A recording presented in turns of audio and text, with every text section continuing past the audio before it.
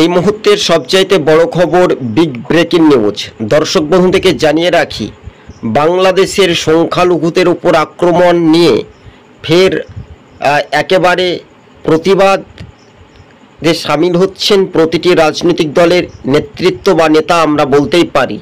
কেননা সামনেই দুর্গোৎসব পুজো, আর সেই পুজোকে কেন্দ্র করেই কি উত্তপ্ত পরিস্থিতি হবে? শান্তি, অবাধ, সুষ্ঠু পরিবেশে থাকার জন্য বার্তা দিয়েছেন। এদিকে সিপিএমের রাজ্যের সম্পাদক উত্তর পূর্ব রাজ্যে ত্রিপুরার সরাসরি জিতেন্দ্র চৌধুরী, তিনিও একটি চিঠি লিখে সামাজিক মাধ্যমে শান্তির বার্তা দিয়েছেন।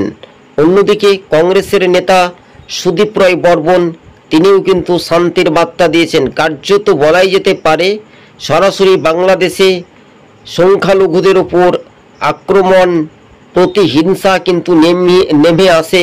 আর এই নিয়ে প্রতিটি রাজনৈতিক দলের নেতৃত্বদের যে মতামত, সেটাই কার্যত কতটা গ্রহণযোগ্য হবে, এটাই শুধু দেখার একটা বিষয়।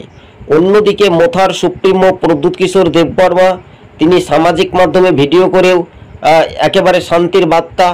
তবে রাজ্য রাজনীতি দেশে, তবে বাংলাদেশে যে ঘটনাগুলো রীতিমতো ঘটে, সেখানেও কিন্তু উত্তর পূর্বের রাজ্যে ত্রিপুরায় কি আজ সেই রকম প্রভাব দেখা যায় বলে এমনটাই সিপিএম কর্মী সমর্থকরা একটা আন্দোলনে সরব হইলেও, বিশেষ করে ভিডিও বার্তাতে প্রদ্যুৎ কিশোর দেববর্মা শান্তির বার্তা চেয়েছিলেন যাতে কোনো রকমের অপ্রীতিকর ঘটনা না ঘটে। অন্যদিকে পশ্চিমবঙ্গের রাজ্যের বিরোধী দলনেতা শুভেন্দু অধিকারীও, তিনিও শান্তির বার্তা চাইছেন। অর্থাৎ সংখ্যালঘু হিন্দুদের ওপর আক্রমণ নিয়ে প্রতিহিংসা, রাজনৈতিক পারদ কিন্তু গরম কখনো নরম, সেই মতাবেগ অনুযায়ী।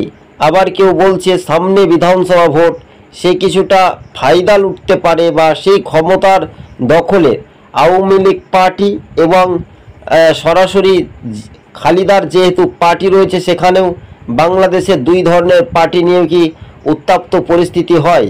কিন্তু এই নিয়ে দেশের স্বরাষ্ট্রমন্ত্রীও কড়া হুঁশিয়ারি দিয়েছেন। বাংলাদেশে শান্তি ফেরার বার্তায় রাজনৈতিক মহলে অনেকটাই জল্পনা তুঙ্গে ছিল দর্শক বন্ধুগণ। কিন্তু বাংলাদেশের প্রতিহিংসা বন্ধ হতেই হবে। কেননা এই রাজ্য থেকে উত্তর পূর্বে বা দক্ষিণ ভারত কিংবা পশ্চিম ভারতের একাংশ মানুষজন কিন্তু যারা হিন্দু সমাজ বা তারাও কিন্তু হিন্দু সংগঠন আগরতলায় বিক্ষোভ কর্মসূচি করেছিল। দর্শক বন্ধুগণ, আপনারা জানেন যে সামনে দুর্গা উৎসব, আর সেই দুর্গা উৎসবের মাঝেই কি সংখ্যালঘুদের উপর আক্রমণ, প্রতিহিংসা নেমে আসছে। এটা বন্ধ হোক, শান্তির বার্তা প্রতিটি রাজনৈতিক দলের নেতৃত্ব